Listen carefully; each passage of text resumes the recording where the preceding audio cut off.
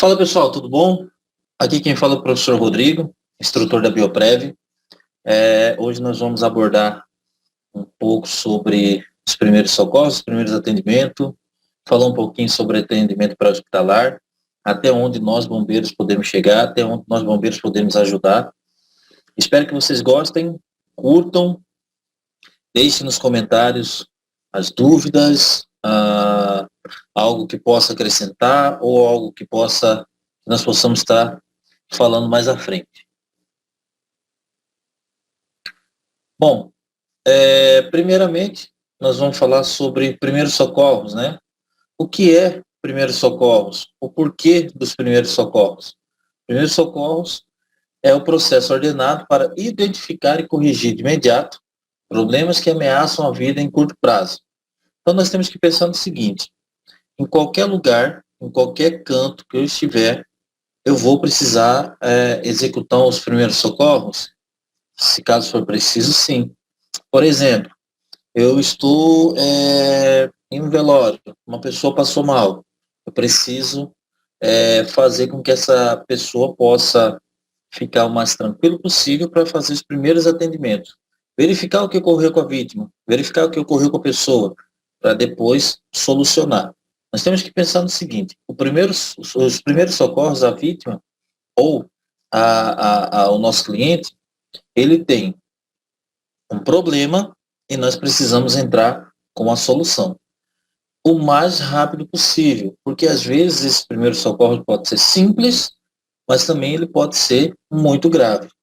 Então, o primeiro contato que eu tenho com a vítima, eu tenho que tentar ajudar ela o mais rápido possível.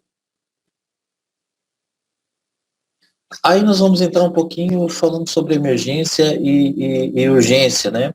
Qual é a diferença de um para o outro? Que a maioria das pessoas às vezes confundem emergência com urgência. A emergência. Usamos o termo de emergência durante uma situação considerada crítica ou um perigo iminente, como um desmoronamento de terra, um incidente ou um imprevisto. Na área médica, quando a circunstância exige que ocorra uma cirurgia ou uma intervenção médica, imediatamente é o caso de emergência. Note que as ambulâncias têm a palavra emergência, não urgência.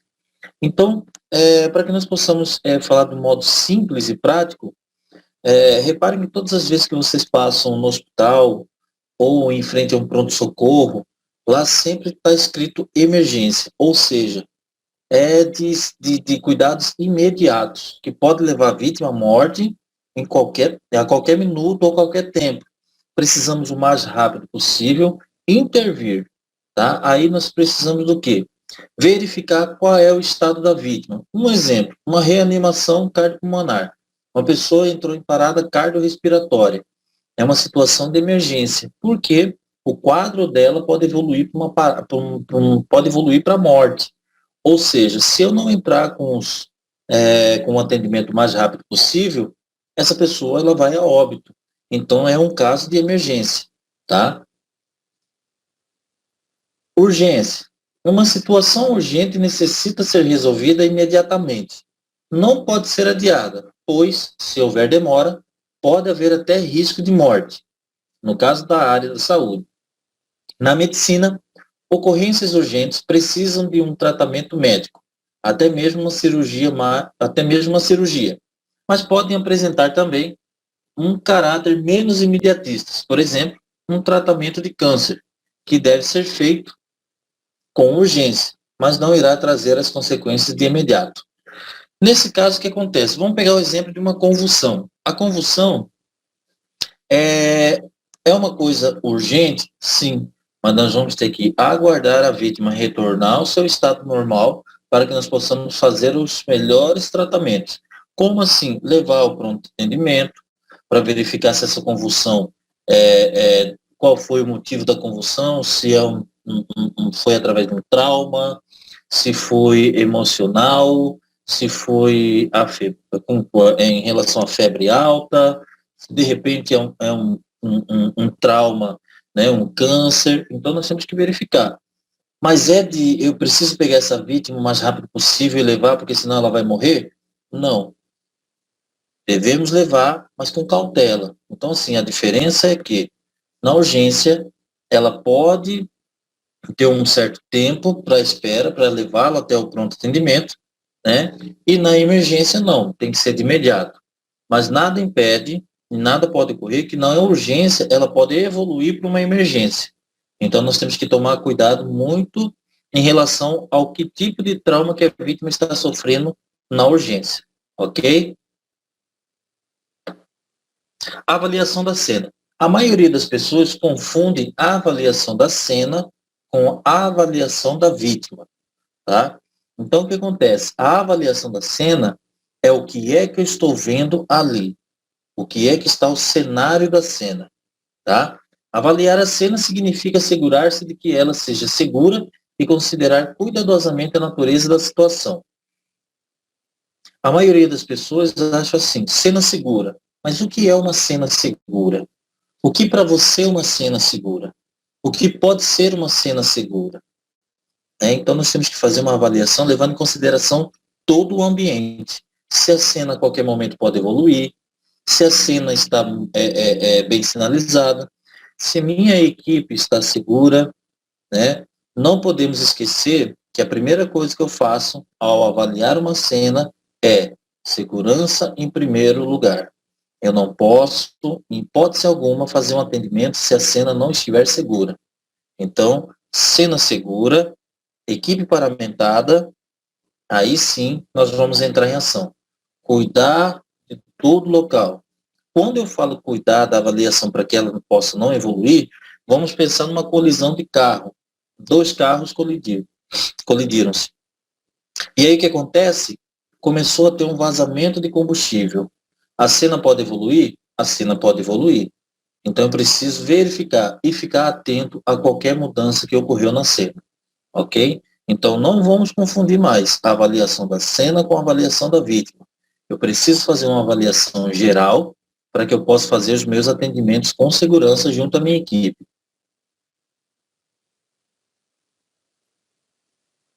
Aqui eu trouxe um esquema de avaliação da cena, né? O exame, modo de isolamento, segurança da cena, mecanismo de injúria e natureza da doença, números de pacientes, considerar recursos adicionais, considerar imobilização da coluna.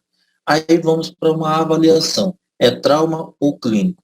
Se for trauma, nós vamos fazer abordagem primária, que é o XABCDE do trauma, e abordagem secundária, né, que é o SAMPLA, ou, se for clínico, histórico e abordagem primária. Como assim clínico, Rodrigo? Pode ser uma parada cardiorrespiratória. E nós vamos fazer um mnemônico de parada cardiorrespiratória. Então, a gente pode verificar na cena que eu não tenho que ficar só preocupado com a minha equipe. Eu tenho que ficar preocupado com a minha segurança, segurança da minha equipe, segurança e evolução da cena, e o mais importante, segurança dos curiosos que estão em volta também, porque eles passam a ser responsabilidade nossa também. Ah, mas e aí, se caso nós estamos lá na cena e uma pessoa que estava lá no celular passou despercebido, a cena não estava é, sinalizada e acabou atingindo mais pessoas e aí aumentamos o número de vítimas na cena. Então, tomar cuidado com todos que estão ao redor também faz parte da nossa obrigatoriedade, vamos dizer assim. Aí eu trouxe um videozinho para vocês verificarem sobre a cena não está segura, né? E vocês vão perceber que o repórter fala que nem a polícia nem o SAMU estão no local. Porém, se a cena não está segura, então corre-se o risco do agressor retornar e querer terminar o serviço que ele não conseguiu. Ou seja, a cena segura, dependendo da situação, requer cuidados adicionais, como, por exemplo, corpo de bombeiro, polícia civil, militar, rodoviário, polícia federal, não sei quem nós vamos chamar para fazer esse atendimento. Às vezes, colisão do carro-poste, que envolve fiação exposta, a Energisa, para que possamos desligar a parte elétrica, para que a cena possa ficar segura. Então, vai depender muito do que vai ocorrer na cena.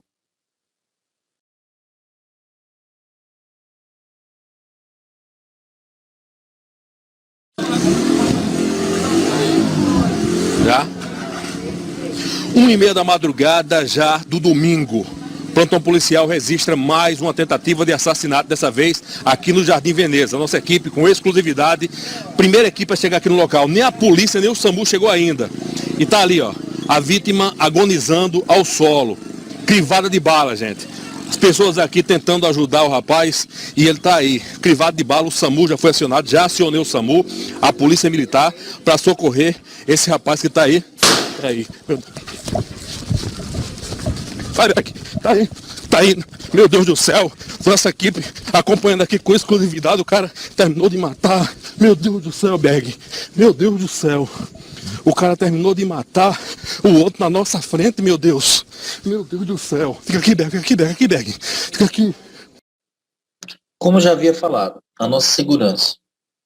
Quando nós falamos sobre segurança, eu tenho que logo pensar em eu, em primeiro lugar, a minha equipe, a situação do local e a vítima. Por quê? Quando nós falamos da segurança, eu preciso estar seguro, a minha equipe tem que estar segura, o ambiente tem que estar seguro para que nós possamos proporcionar o melhor atendimento à vítima. Sobre segurança, é necessário verificar se a cena é segura para ser abordada. E assim, procure tornar o ambiente adequado para o atendimento prévio. Por exemplo, no caso de acidentes de trânsito, deve-se procurar improvisar um espaço para desviar o fluxo de veículos, sinalizando aos carros que vêm no sentido do problema ocorrido. É de suma importância que nós possamos realizar essa segurança no local.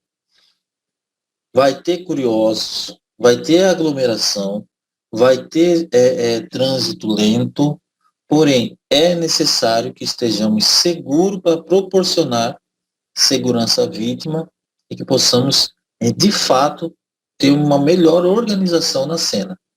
A cena segura fica mais fácil para que nós possamos desenvolver as nossas técnicas e habilidades conforme a capacidade de cada um, para que não aumente mais o número de vítimas.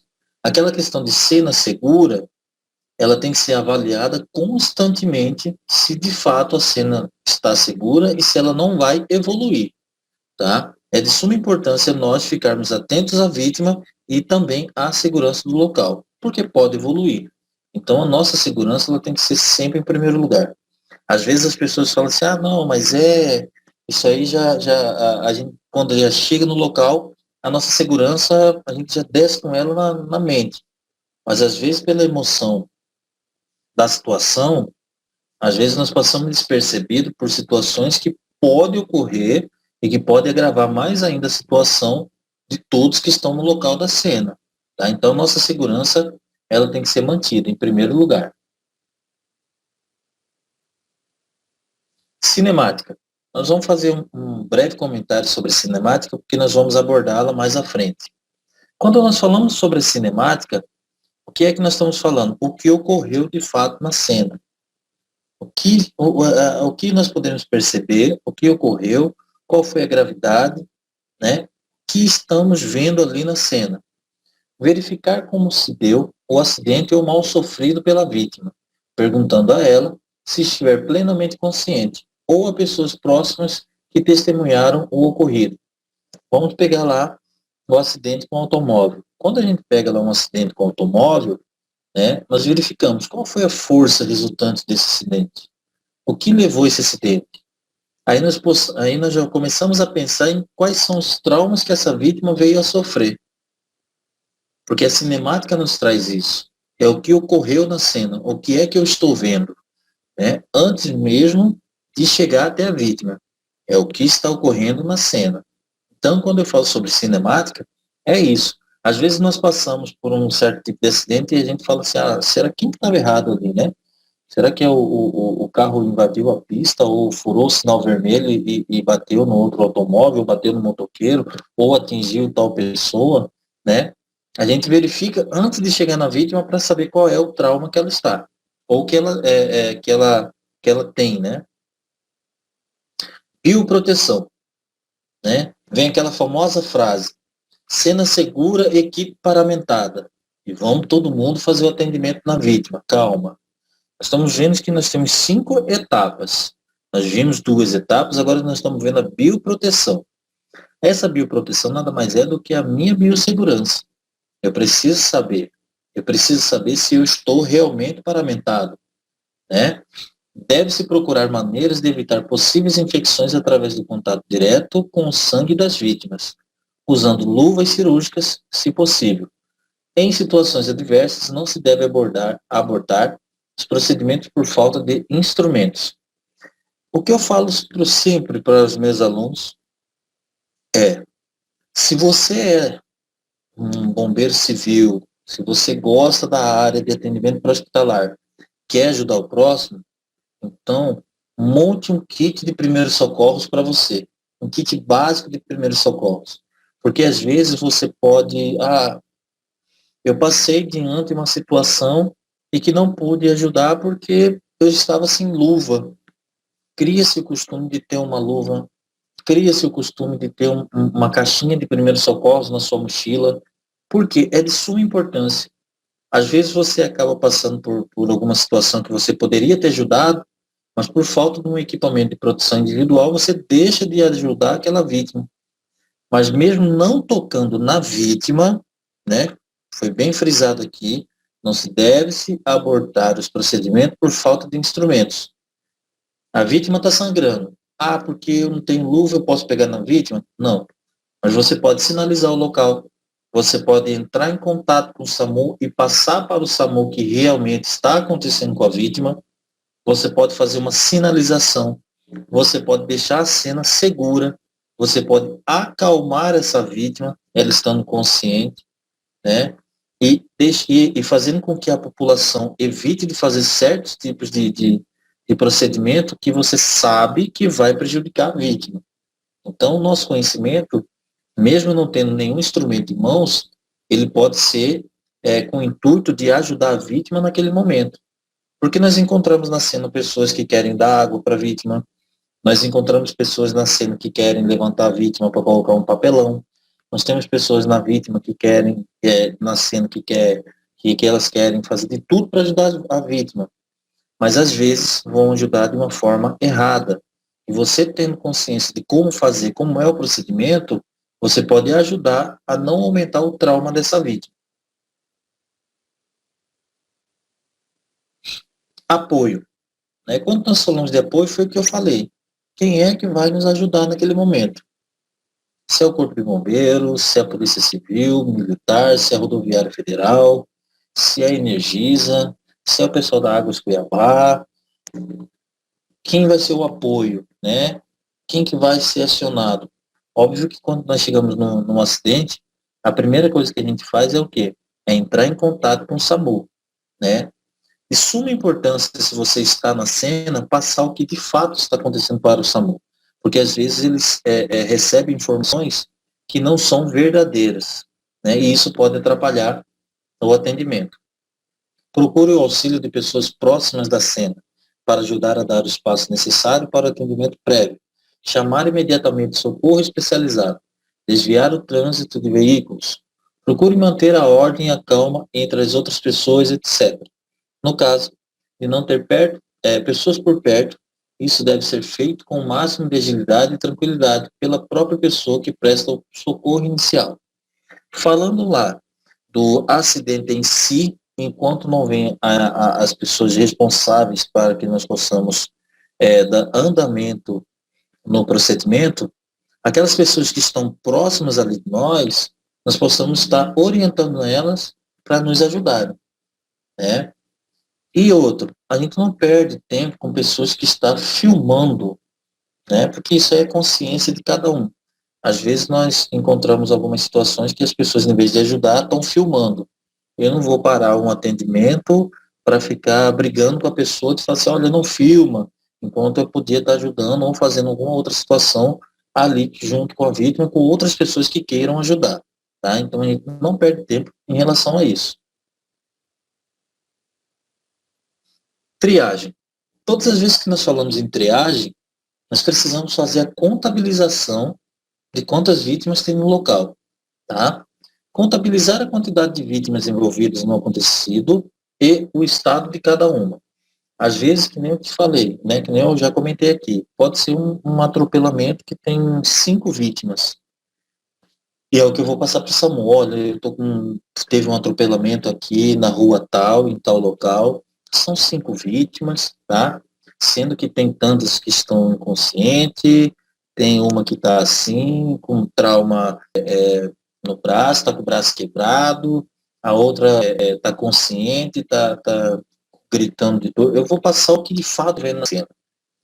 Porque o que ocorre muitas vezes, o SAMU recebe vergadeiras. Eu mesmo já participei de algumas situações que eu estava fazendo uma estabilização da vítima, e aí a pessoa que estava ligando falando que a vítima estava perdendo muito sangue, e a vítima não tinha nenhum sangue. Mas eles fazem isso por quê? Pensando que o atendimento vai ser mais rápido, que o SAMU vai chegar mais rápido se falar que a vítima está sangrando. Então nós temos que passar para eles o que de fato está ocorrendo, para que não ocorra esse tipo de situação. Porque às vezes eles podem estar mandando uma unidade avançada, sendo que a básica poderia resolver, e aí eles vão precisar de uma avançada para uma outra situação, e a avançada está ali.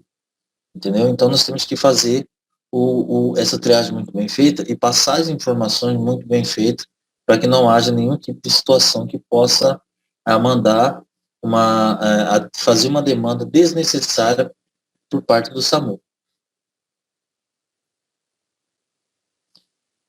Durante a aproximação da cena, já devemos observar possíveis riscos, os quais só podemos ver a certa distância do atendimento, como, por exemplo, 1. Necessidade de desvio de trânsito.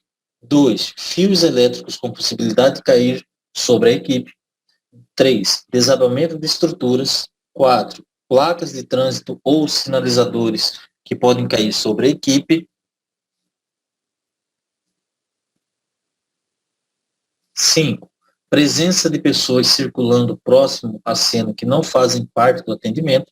6. Agressores, principalmente em casos de lesões por ferimento por projétil de arma de fogo, armas brancas ou agressões pessoais.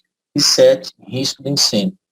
Então, assim, todas as vezes que e eu friso muito isso, todas as vezes que nós estamos em uma cena, em um atendimento, o olhar de coruja, né, que o próprio SAMU, eles usam muito esse termo, olhar de coruja, ele tem que ser muito bem feito, ele tem que estar atento a tudo. Por quê? De repente, mesmo com a polícia lá, o agressor volta, ou mesmo com o atendimento do SAMU, o agressor pode estar atirando a longa distância. Então, assim, nós temos que ficar atento a tudo.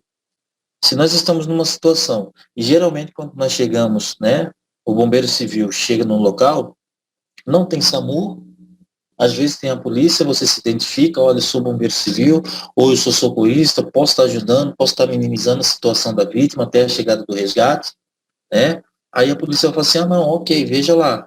Você vai falar, vai conversar com a vítima, vai se identificar a vítima, olha, meu nome é Rodrigo, eu sou socorrista, estou aqui para te ajudar, né? A senhora se lembra do que ocorreu, eu vou me identificar e vou ficar de olho em tudo que tem em volta, né? Começou a chover, nós estamos num barranco, pode ser que possa desmoronar, eu tenho que avaliar, né? Eu tenho que verificar tudo que pode ocorrer naquela situação. Para quê? Para evitar que maiores danos voltem a ocorrer e que eu possa também me tornar mais uma vítima. A minha preocupação sempre é essa. Eu estou numa cena, mas eu estou de olho em tudo para que eu não possa me tornar uma vítima. Né? Nós já temos a vítima que está ao solo e aí mais pessoas, ou que eu possa tornar mais uma vítima. Então eu tenho que ficar atento a tudo. E aí voltamos a falar da cinemática do trauma. Né? Pode ser entendida como um processo de avaliação da cena do acidente, antes mesmo de ser realizadas as primeiras avaliações das vítimas. Olha só, nós vamos fazer o atendimento, nós vamos avaliar a cena antes de chegar na vítima, para saber. Às vezes, olhando pelo carro, ou às vezes olhando pela gravidade da situação da cena, a gente já percebe que, olha, ali deve ter mais de um trauma. Quais? Ainda não sei. Eu só vou saber a hora que eu chegar até a vítima. Mas pela gravidade do local, pela gravidade da cena, eu já começo a deduzir que o acidente ele não foi tão simples. Né? Então, o assunto visa prever e até mesmo determinar as forças que estiveram envolvidas e os possíveis movimentos durante o acontecimento do incidente, e assim estimar as prováveis lesões associadas ao trauma. É o que eu acabei de falar. Eu verifico o tamanho da agressividade que ocorreu naquele local, e assim que eu chegar até a vítima, eu vou saber quais são os traumas que ela veio a desenvolver em relação àquele acidente. Nós temos aqui em relação ao evento traumático. Ele é dividido em três, né? Vamos lá verificar cada um. Pré-colisão são os eventos que antecedem o acidente, como as condições de via num acidente de trânsito, o uso do cinto de segurança ou o histórico de doenças da vítima. Esta fase está associada à prevenção. Pré-colisão é tudo que eu posso prevenir. Se está chovendo, por que é que eu vou aumentar a minha velocidade? Se eu andar sem cinto de pode acontecer alguma coisa comigo e eu sem cinto posso agravar mais ainda eu posso ter um trauma grave. Então o que acontece? Se nós temos algumas situações que podemos evitar, vamos evitar, né? Por quê? Pode ocorrer. A grande maioria dos acidentes que nós temos é em relação à autoconfiança. A partir do momento que eu tenho autoconfiança e perco medo, eu me expondo a situações que podem levar a um acidente. Então, a pré-colisão, ele tem que sempre estar associado à prevenção. Colisão é a fase do impacto entre o objeto em movimento e um segundo objeto. Por exemplo, carro contra carro, corpo humano contra o solo, ou fragmentos de artefato explosivo contra o corpo humano. A colisão já aconteceu o impacto. Podíamos prevenir, não prevenimos, ou aí, aconteceu um tipo de acidente, e aí já fui para a colisão. Fiz a colisão, vou verificar qual foi o tipo de agravos que a vítima teve, tá? Pós-colisão. Caracteriza-se pelo atendimento ao paciente. Nesse estágio, são importantes todas as informações coletadas nas fases de pré-colisão e colisão. O socorrista deve traduzir essas informações em previsão e lesões e tratamento adequado. Na pós-colisão, nós temos um problema e nós vamos corrigir esse problema. Ou tentar corrigir esse problema. Por que tentar? Porque a vítima pode ter uma fratura interna, né? Pode ter uma fratura, não, desculpa, pode ter uma hemorragia interna, e aí, na cena, nós não vamos ter como fazer. Levar o mais rápido possível a um atendimento para que ela possa ser tratada com toda a estrutura que ela vai precisar em relação ao que ocorreu com ela. Ok?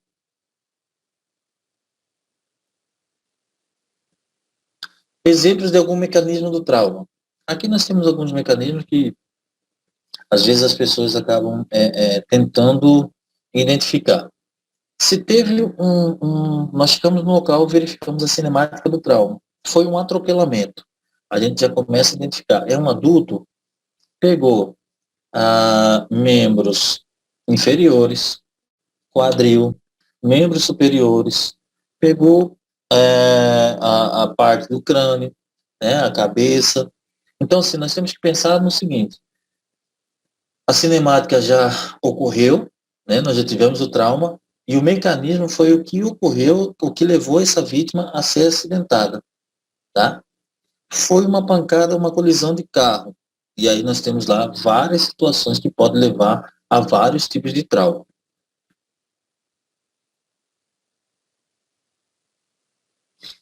Mais um exemplo de colisão do trauma, né? Carro, árvore, aonde a pessoa estava sem cinto e acabou batendo tórax no volante, né? E aí nós temos, parece um trauma simples, mas acaba agravando, né? Se a gente for fazer uma análise mais profunda, né? Pegou o tórax, de repente deve ter quebrado uma costela que pode perfurar o pulmão, e aí tem mais agravos de doença. mais um, né? Ah, pegou o fêmur, bateu a cabeça no retrovisor. Então, a gente acaba verificando que ele não tomou nenhuma medida de prevenção e ocorreu um acidente com ele e ele tem diversos traumas, né? Então, são situações que podem ocorrer? São situações que podem ocorrer, e aí agravar mais ainda a situação. Aqui nós temos um objeto encravado, né? Aí tem muitas pessoas que perguntam assim, olha, uma vítima que esteja com um objeto encravado, retira ou não retira? A resposta é não retirar, tá? Por quê? Esse objeto encravado, ele está estancando alguma hemorragia. Se eu retiro no local, e aí eu aumento essa hemorragia, aumento esse trauma, ali no pré-hospitalar, eu não tenho recursos para que eu possa fazer um tratamento com objeto encravado. Então, eu tenho que tomar os cuidados. O que eu devo fazer? É transportar essa vítima com cuidado. Tá? Então, tem que ter um movimento, uma restrição de movimento de coluna, para que essa vítima ela possa ter o mínimo de movimentos possíveis para aumentar esse trauma.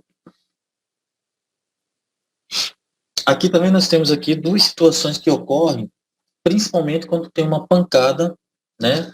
Vamos lá, colisão carro. Geralmente quem está na parte que bateu por trás, né? A pessoa do carro da frente, ela sempre tem essa questão, né? De hiperflexão ou hiperextensão. Qual que é a diferença de uma para outra? A hiperflexão é a flexão de um dos membros do corpo acima da sua capacidade. Ou seja, ele vai flexionar além do que, o nosso corpo está projetado. Quando ele faz essa hiperflexão, ele vai com a cabeça para frente e às vezes ele bate tão forte que o peso da cabeça aumenta, podendo lesionar, tá? E quando ele tem uma hiperflexão, né, que também é uma extensão extrema, né, o que acaba ocorrendo? Né? O peso da cabeça excede a capacidade do pescoço para controlar o movimento. Né? Se a gente pegar um exemplo, né, eu gosto de dar esse exemplo, não, assim, pelo fato de que ocorreu as duas situações nesse acidente, nós temos o caso do nosso querido Ayrton Senna, né, que quando bateu o carro dele, né, nitidamente nas imagens, a gente percebe que ele teve uma hiperflexão e uma hiperextensão. E aí você acaba associando uma situação de uma de outra e fala assim, de fato, quando ele tem uma hiperextensão, que aí o pescoço já não consegue fazer esse controle do movimento da cabeça, a cabeça foi mais forte do que, foi além do que o meu pescoço possa aguentar, e aí fica muito complicado. E aí tem um trauma muito agressivo à cervical.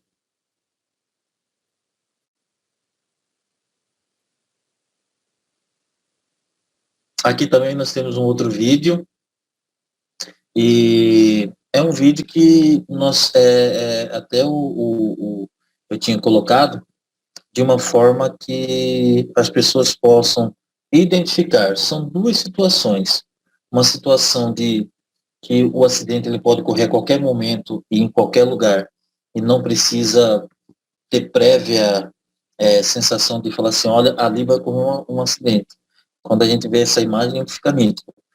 E aí nós temos uma pessoa que está acidentada e uma outra pessoa que não está acidentada, mas ele está com trauma, né? E aí as pessoas acabam não dando importância à segunda vítima do trauma. Vocês vão assistir esse videozinho e vai deixar o comentáriozinho aí para nos falar, para nos dizer o que é que ocorreu, o porquê é que eles não fizeram um atendimento adequado ou, de repente, dado a importância a essa vítima.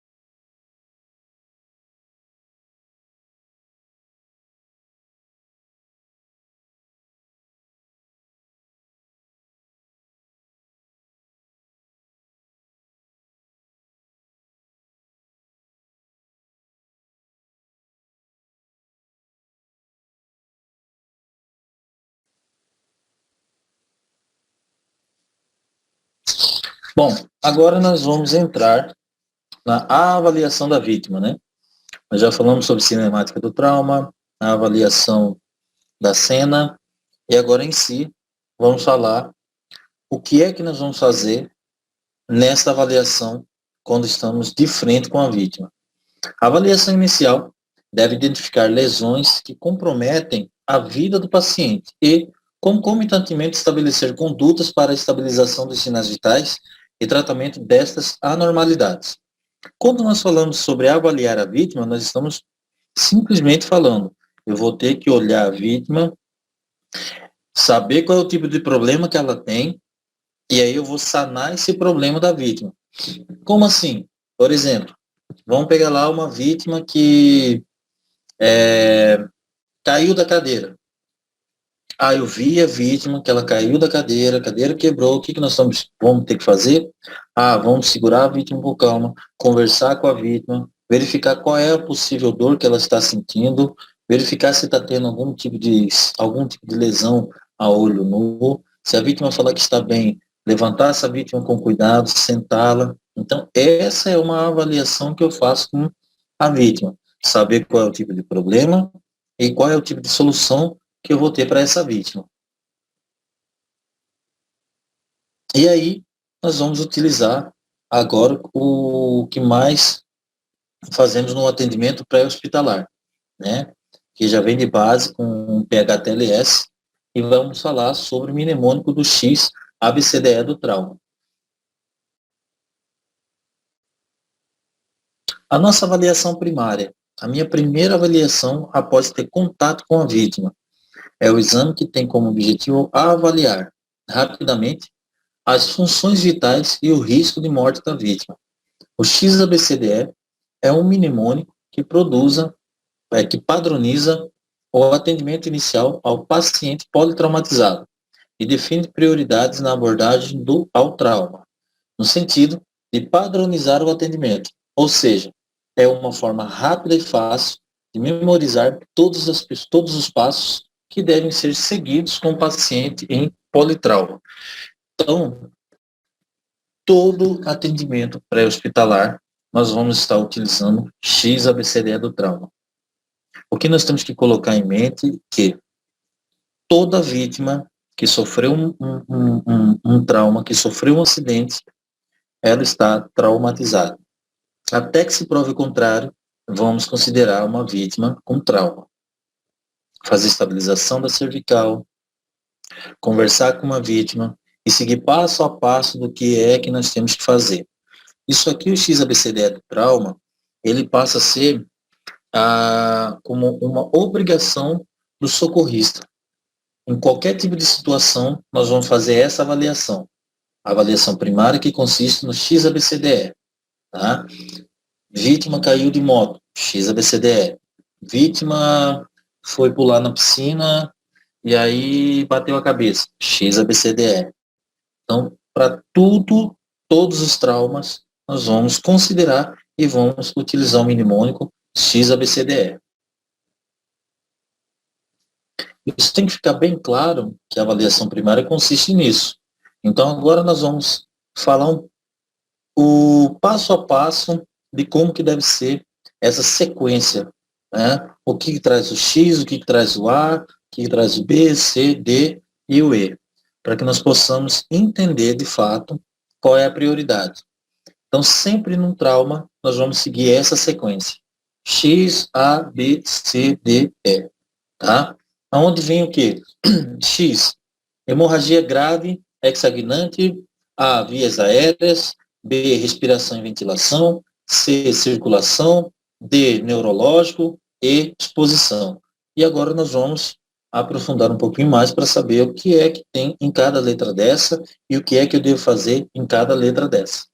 E aí nós vamos agora falar sobre exsanguinação de sangue, ou hemorragia externa grave, ou extravasamento de sangue, como vocês aprenderam. Contenção de hemorragia externa grave, a abordagem é esta. Deve ser antes mesmo do manejo das vias aéreas, uma vez que, epidemiologicamente, apesar da obstrução de vias aéreas ser responsável pelos óbitos em curto período de tempo, o que mais mata no trauma são as hemorragias graves. Quanto mais sangue essa vítima perder, mais rápido ela vai a óbito. Então, o que acontece? Nessa situação, o que eu preciso? Reconhecer a hemorragia grave, né, que leva a vítima a óbito no próprio local, né, como assim? Às vezes a roupa muito suja de sangue, o local cheio de sangue, então eu preciso saber o que é que aconteceu. Pode ter perfuração de uma artéria, que possa ter um extravasamento de sangue muito grande, né, e aí eu preciso saber, já identifiquei, ela tem uma hemorragia e ela está sangrando muito, eu preciso fazer o estancamento desse sangue. Eu preciso parar a circulação desse sangue. E aí eu tenho várias ações que eu posso estar fazendo, né? Várias técnicas, que pode ser desde compressão direta ou até mesmo o uso do torniquete. Pessoas leigas, né? Hoje, nos Estados Unidos, já está sendo realizado o estudo, o treinamento para as pessoas leigas para o uso do torniquete.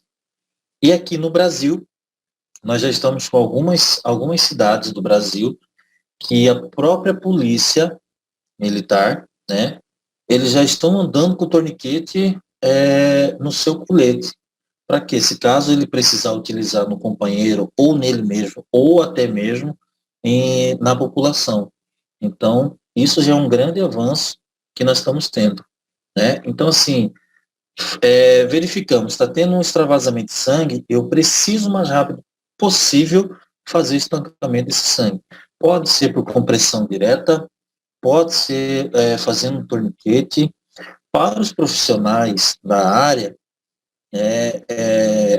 a improvisação, ele fica meio que assim, tá, mas se eu sou um profissional da área e vou improvisar um torniquete, né, não que não possa, mas o interessante é que esse profissional ele tem um torniquete em mãos para ser mais eficaz, né?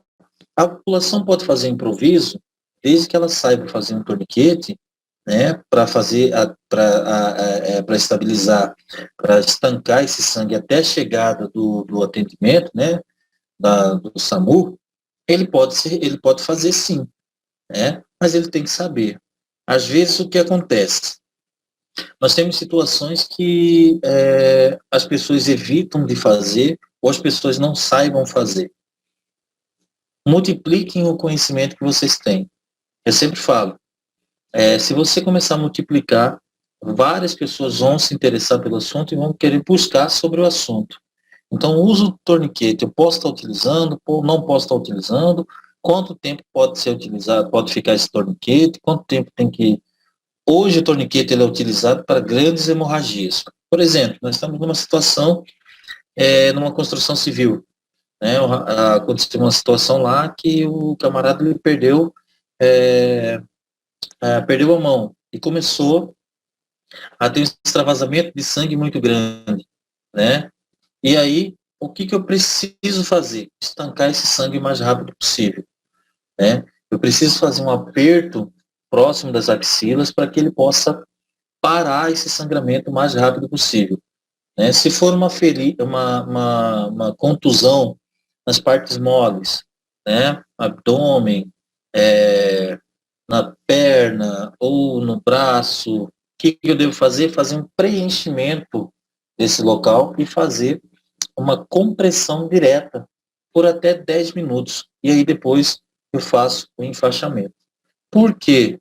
Eu preciso, o mais rápido possível, parar esse sangramento, tá? Então, quanto mais rápido eu parar esse sangramento, quanto mais rápido a minha vítima ficar sem perder sangue, melhor vai ser para ela. Porque aí, quando chegar o SAMU, eles vão tomar outras medidas mais avançadas para tentar estabilizar essa vítima, ok? Aí no próximo aqui nós temos aqui o torniquete. O torniquete ele é utilizado para situações de extrema urgência, com extravasamento de sangue, amputação, esmagamento, né, com perda de sangue necessária, com perda de sangue exsanguinante. Agora, uma coisa que o socorrista tem que identificar. E é de suma importância fazer essa identificação, porque às vezes ele tem um torniquete, e aí às vezes não precisa utilizar esse torniquete, só fazer uma compressão direta e fazer uma, um curativo compressivo com compressão direta, já vai resolver, tá? Uma coisa que é de suma importância, torniquete, ele não é utilizado em bebê e nem em criança pequena, tá? Por quê? Como a criança ainda está em formação, se a gente fizer uma compressão direta, já resolve. Até mesmo por conta do tamanho, ele não vai ser adequado para fazer com que faça o estancamento de sangue com essa criança ou até mesmo com o bebê. Ok? Vamos lá para A, vias aéreas e proteção da coluna vertebral. No A, deve-se realizar a avaliação das vias aéreas. No atendimento pré-hospitalar, de 66% a 85% das mortes evitáveis ocorrem por obstrução das vias aéreas. Para a manutenção das vias aéreas, utiliza-se das técnicas chin lift, elevação do queixo, ou jump thrust, que é anteriorização da mandíbula. O que nós temos que verificar quando chegamos na cena é, cheguei na cena, já fiz uma estabilização da cervical da vítima. Vou conversar com essa vítima. Porque quanto mais essa vítima mexer, eu não sei qual é o tipo de trauma que ela teve. Não temos visão de raio-x para saber se ela está ou não com a cervical traumatizada. Então, é através dessa conversa, é através dessa estabilização que eu asseguro que essa vítima não vai aumentar o trauma dela. Tá? Verificar também, em relação às vias aéreas, se não está obstruído. Eu preciso deixar essa via aérea pérvia, ou seja, eu preciso deixar ela livre. Por que eu preciso deixar ela livre? Para melhor oxigenação da vítima, para melhor estabilização da circulação dessa vítima. Né? Então, todas as vezes que eu verifico e chego numa vítima, faço uma estabilização, se eu ouço ruído ou se eu ouço ronco, a vítima ela está com as vias aéreas obstruídas. Pode ser por alimento, pode ser por prótese dentária, por sangue, por vômito. Então, eu preciso fazer essa identificação.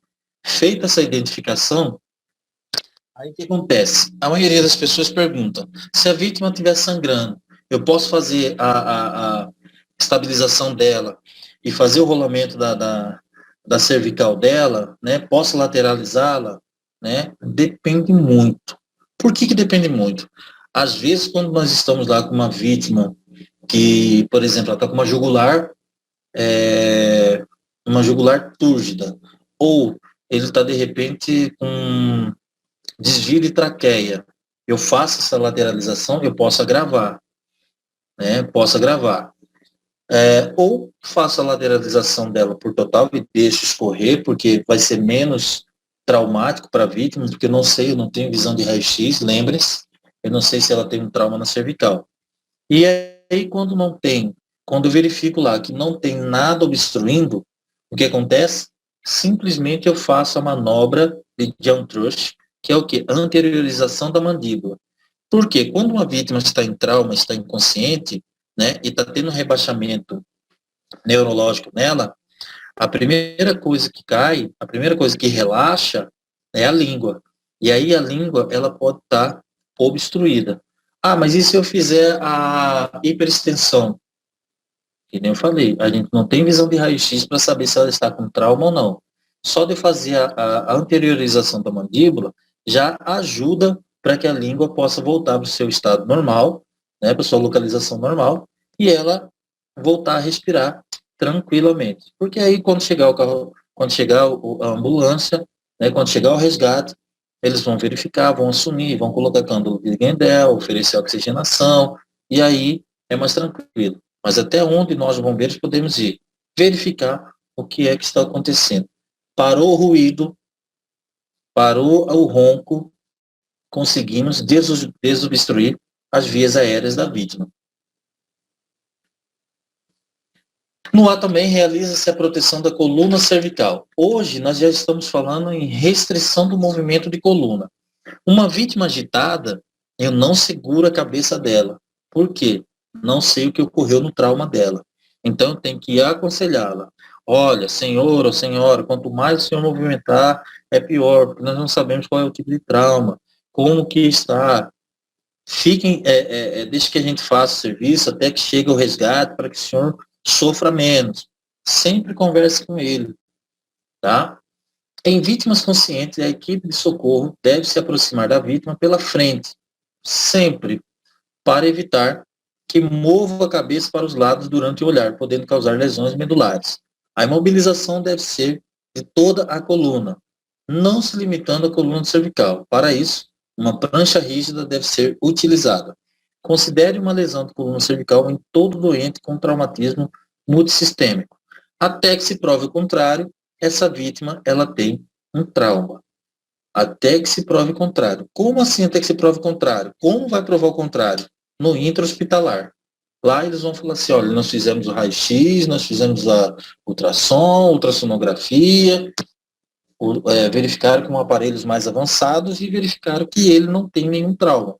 Mas conseguimos fazer uma estabilização com sucesso e aí fez com que ele saísse do pré-hospitalar com vida, chegou até o intra-hospitalar com vida e foi tratado com toda segurança. Então, é isso que nós temos que verificar. Não se faça uma estabilização com uma vítima agitada e tentando forçar a cabeça dela. Não, convença ela a segurar a emoção e ficar ali calma, quieta, até que o socorro chegue e que você consiga fazer uma estabilização com eficácia. E aí nós chegamos aqui no B, boa ventilação e respiração. Quando nós falamos sobre boa ventilação, a primeira coisa que eu vejo, a primeira coisa que eu vou atrás é saber da sua expansão torácica. Eu preciso fazer essa inspeção. Se for uma vítima consciente, eu conversando com a vítima, e aí ela já começa a respirar normal, eu vejo que está ok. Opa, a ventilação dela está tudo bem. Se é uma vítima lá que está se queixando de dor, está puxando muito a respiração, eu já sei que ela tem um trauma. E aí eu preciso passar uma japa para o SAMU, o que é que está ocorrendo com essa respiração dela. No B, o socorrista deve analisar se a respiração está adequada. A frequência respiratória, inspeção dos movimentos torácicos, cianose, desvio de traqueia e observação da musculatura acessória. São parâmetros analisados nessa fase. Para tal, é necessário expor o tórax do paciente, realizar a inspeção, palpação, verificar se a respiração é eficaz e se o paciente está bem oxigenado. Então, nós temos que verificar isso. Olhei, expus o tórax dele, o tórax está movimentando normal, show de bola. A vítima ela está respirando bem. Apalpei o tórax, né? Eu vejo que está tudo ok. Ou que se na hora que eu pego a vítima tem dor, e aonde eu pego ela começa a afundar, e a vítima está com um problema na respiração, eu tenho que informar o mais rápido possível o SAMU dessa situação da vítima. Olha, eu estou verificando aqui, fiz uma palpação aqui na vítima, e aí ela está com dificuldade. E a hora que eu apalpei, afundou. Teve um afundamento aqui na hora que eu apertei. Avisa, porque é de suma importância o SAMU saber disso. E aí o que acontece? Nós vamos começar a ter o SAMU vai começar a correr contra o tempo, porque essa vítima ela pode se rebaixar de uma certa forma muito rápida. Então, por isso que tem que verificar. E em relação à respiração e ventilação, o que nós temos que saber é a diferença de uma para outra. Respiração. A vítima está respirando adequadamente? Ok, tá. A vítima não está respirando adequadamente. Aí vai ofertar ventilação. A hora que o resgate chegar, vai chegar e vai ofertar oxigênio para ele, para que ele possa estar fazendo essa troca gasosa, né, do oxigênio com gás carbônico, e aí eles vão tomar conta da situação. No nosso caso, fazer a estabilização, verificar se se a respiração está ok, e passar para o SAMU o que é que está ocorrendo. C. Circulação com controle de hemorragia. Rodrigo, você não falou que o controle da hemorragia não ia ser lá no X, não era o primeiro, de grandes hemorragias.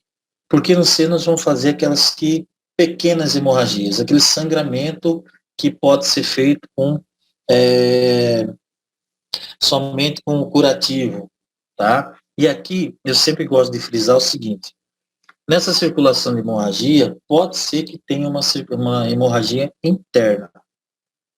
E nessas hemorragias internas, a partir do momento que eu verifico que a vítima está arroxeada na região do abdômen, né? Está tendo uma hemorragia interna. E aí eu tenho que avisar o SAMU o mais breve possível, porque aí é só tratamento especializado. Vai ter que levar para o pronto atendimento mais próximo, o mais adequado e o mais eficaz para sanar essa situação. Então, toda circulação, quando estou no local, o que é que eu tenho que ver? Eu falo do 3P, né? Que é pele, se a pele está úmida ou fria e pegajosa, se o pulso, ele está tendo pulsação, está pulsando, como que está? Está rápido, fraco? Ah, eu não consegui verificar o pulso dele pela radial, né? Então nós vamos lá na central, carotídea, carótida, conforme vocês aprenderam. Lá eu vou conseguir verificar mais eficaz. Feito isso, eu vou verificar o quê? Perfusão. Eu vou lá e aperto o dedo dele e vejo quantos segundos vai voltar o sangue, ou na unha, ou na ponta do dedo. Quantos minutos vai preencher de novo? Quantos segundos? Desculpa, quantos segundos? Passou de 5 segundos ou passou de 3 segundos, é indicativo de uma hemorragia interna. E aí precisa ser o mais rápido possível passado para o SAMU, que eles vão fazer todo o levantamento ali, colocar a vítima na ambulância e levar para o local especializado o mais breve possível, ok? Já o C refere-se a hemorragias internas, onde deve-se investigar perdas de volume sanguíneo não visível, analisando os principais pontos de hemorragia interna no trauma, pelve, abdômen e membros inferiores, avaliando sinais clínicos de hemorragia como tempo de enchimento capilar lentificado, pele fria e pegajosa e comprometimento do nível e qualidade de consciência. A vítima nesse estágio, ela rebaixa muito, ela fica muito, às vezes ela fica confusa, e aí é falta de oxigenação no cérebro, e pode levar a vítima a óbito em questão também de minutos. Por quê? Ela está tendo uma hemorragia interna, está perdendo líquido, e aí ela pode evoluir. Ela sempre vai evoluir, tá? D, disfunção neurológica. Nesse D, é de suma importância a gente verificar alguns sinais e sintomas da vítima, tá? A análise do nível de consciência, tamanho e reatividade das pupilas, presença de hérnia cerebral, sinais de lateralização e o nível de lesão medular são medidas realizadas. Nessa fase, o objetivo principal é minimizar as chances de lesão secundária pela manutenção de perfusão adequada do tecido cerebral. E é importante aplicar a escala de Coma de Glasgow atualizada. Por que a escala de Coma de Glasgow? Porque nessa escala que nós vamos saber se o médico vai saber ou vai precisar entubar a vítima ou não, né, no local ou quando estiver levando essa vítima. Mas alguns sinais nós já podemos identificar. Por exemplo, chamamos a vítima respondeu e está falando coisas que não tem nada a ver. De repente a vítima bateu a cabeça, aí você vai lá e fala para ela assim, como que é teu nome? Ah, ela fala assim, meu nome é Paulo. Ô, Paulo, tudo bom? Sabe o que aconteceu com você? Sabe o que aconteceu com a cena? Sabe o que aconteceu aqui? Aí ele vai te falar. Aí, de repente, ele começa a falar assim, olha, meu filho, cadê meu filho? E nós vamos fazer uma busca e não tem ninguém na cena. O estado neurológico dele foi abalado. Olho de guaxinim, né, que fica todo preto. Suspeita de traumatismo craniano. roxeada aqui atrás da orelha, é outro indicativo, né? Vítima estava conversando contigo, de repente parou de falar, nível de consciência baixou, falta de oxigenação, então nós temos que correr o mais rápido possível. E aí são situações que nós temos que passar para o SAMU. A comunicação com a vítima, ela tem que ser de suma importância e tem que estar a todo momento conversando com a vítima. Bateu a cabeça, eu tenho que verificar os sinais e sintomas. Às vezes eu fico lá olhando, conversando com a vítima ficou quieta. Aí eu vou lá, chamo a vítima está quieta. Chama a vítima está quieta. Automaticamente eu já venho aqui. Vou verificar o pulso e vou verificar a respiração. Se a vítima não está pulsando, não está respirando, é um outro mnemônico que nós vamos abordar mais para frente, que ela entrou em uma parada cardiorrespiratória. Aí eu tenho que fazer a realização da reanimação cardiopulmonar, né? Mas como não é o nosso caso de agora, é só para conscientizá-los que vítima não responsiva e não está com pulso e não tá respirando, vítima em parada, eu tenho que fazer uma reanimação cardiopulmonar o mais rápido possível. E aí, o meu objetivo é sempre estar avisando o SAMU o que é que está ocorrendo, porque essa vítima ela pode estar tendo um traumatismo craniano severo e pode evoluir para um óbito o mais breve possível. E aí chegamos também no exposição total do paciente. Aqui na exposição total do paciente, o que a gente verifica? Nós vamos dar andamento a outras situações que não foram vistas na cena. Como assim? Um trauma, um sangramento, que de repente não deu tempo para verificar ali, porque a vítima ela precisava ser transportada o mais breve possível, né? Aqui no E nós vamos expor a vítima, mas nós temos que ter muito cuidado nessa exposição. Por quê? Às vezes, né, o resgate vai precisar a calça dessa vítima, vai ter que cortar a vestimenta dessa vítima. Para quê? Para tratar de outros danos que venha a ocorrer, de outros traumas que está ocorrendo com essa vítima. Então, assim, é de suma importância saber que já teve alguns relatos de pessoas que estavam com canivete, foi lá e cortou a vítima e machucou a vítima. Pessoas que estavam com tesoura de ponta, foi lá e cortou e machucou a vítima, né? Aumentou o trauma da vítima. Então, nós temos ferramentas para isso, nós temos equipamentos para fazer isso, né? Que nós temos lá a tesoura ponta-romba, né? Que é propriamente utilizada para fazer esse tipo de corte. E tem que ter muita atenção para nós, que somos civis, conversar com a vítima e perguntar se pode ser feito e a vítima autorizar. Preste muita atenção nisso. Não vão chegar cortando, tirando, sem a vítima conceder. Uma vítima inconsciente, veja quem está com a vítima, tá? E aí a gente trabalhar isso. Por quê? O que acontece? Muitas vezes a vítima fala, não quero que toque em mim. Ok. Ou a vítima está inconsciente e tem alguém responsável com ela, fala assim, não quero que toque na vítima. Beleza. Já aconteceu comigo de eu me identificar, era o guarda municipal, ele falou assim, não toca na vítima. Uma vítima de atropelamento, eu me identifiquei, falei, sou Rodrigo, sou socorrista, posso estar ajudando? Ele falou, não toca na vítima, deixa a vítima como ela está. O SAMU já foi acionado. Ok, não toco na vítima. Então, assim, a autoridade máxima que está no local também, ele pode tomar essa decisão. Se ele autorizar você trabalhar a mexer na vítima, ok. Se não, você fica ali só aguardando, tá? E de suma importância também, uma vítima com hemorragia, tanto interna quanto externa, ela ter hipotermia, ou seja, queda de temperatura. E é aqui, nesse exato momento, que nós vamos colocar algo para manter a temperatura da vítima. Nunca retirem a roupa da vítima, principalmente se ela tiver com extravasamento de sangue. Por quê? O sangue, ele aquece também o nosso corpo. Quando a gente perde muito sangue, a gente começa a sentir muito frio, queda de temperatura. Então, nessa situação, o que a gente faz? Mantém a vítima aquecida. Óbvio que a gente não tem, por exemplo, acho que a grande maioria não anda com uma manta acrílica, né? Ou uma manta térmica. Não tem? Tem uma coberta, alguém possa me oferecer uma coberta? Vou cobrir a vítima até o SAMU chegar. E aí, nós temos aí a estabilização dos membros inferiores, superiores, estabilização, imobilização, né? Transporte da vítima, pranchamento.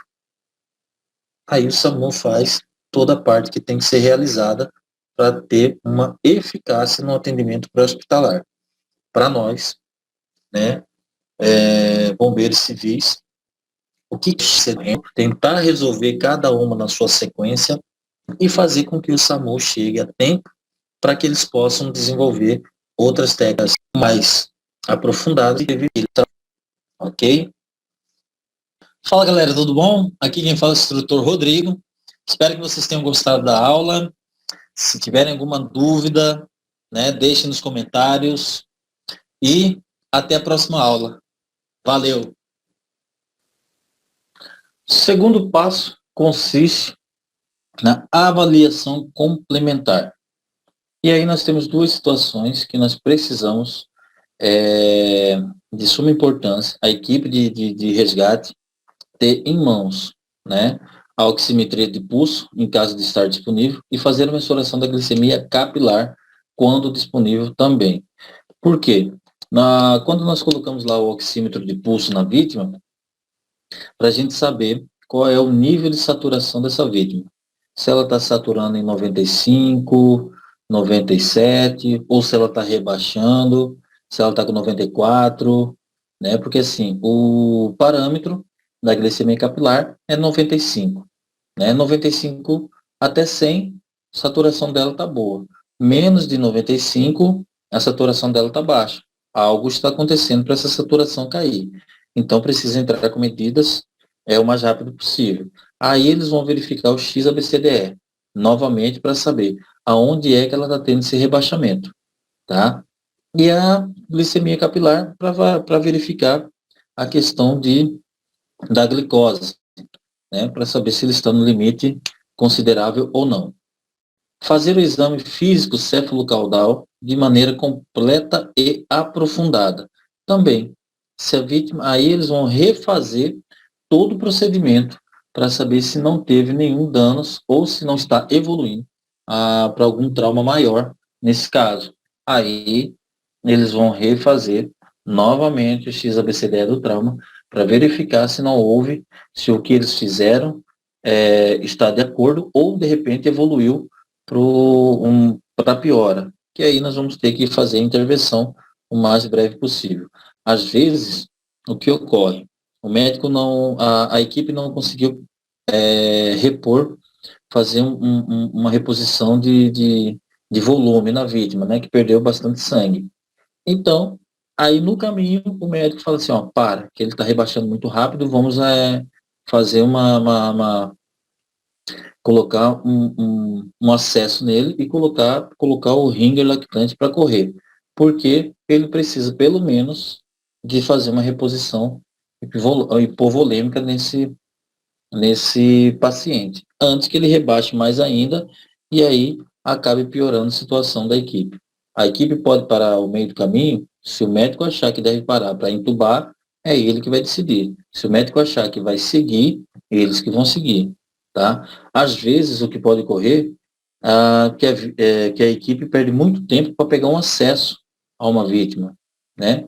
E isso não deve ocorrer, porque aí fica aquela coisa, aquela questão de o intra-hospitalar reclama porque não veio com acesso, e aí eles não sabem o que ocorreu para que eles pudessem não pegar esse acesso e levar a vítima o mais rápido possível para não ter perdas, né?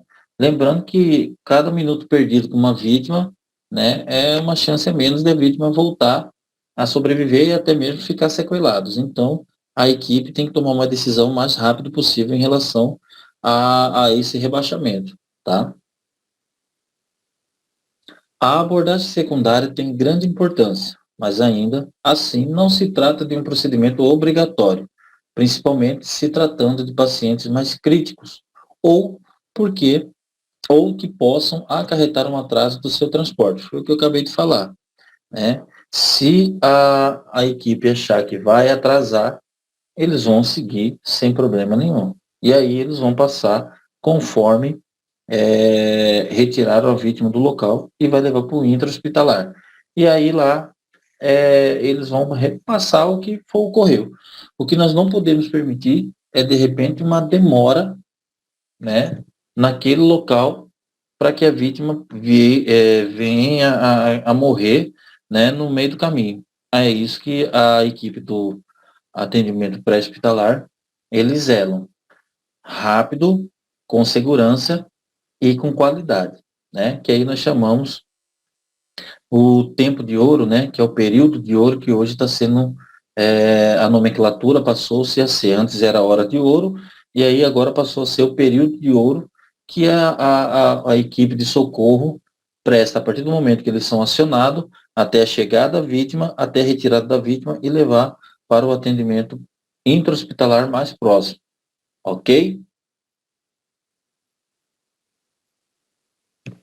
E aí, nós encerramos essa primeira etapa de primeiros socorros, da definição, dos primeiros atendimentos, do atendimento secundário, e fizemos aí uma aula bacana, onde vocês podem deixar as suas dúvidas, perguntas, desabafos, e mandar para a gente que nós vamos responder com amor e carinho para todos os nossos alunos.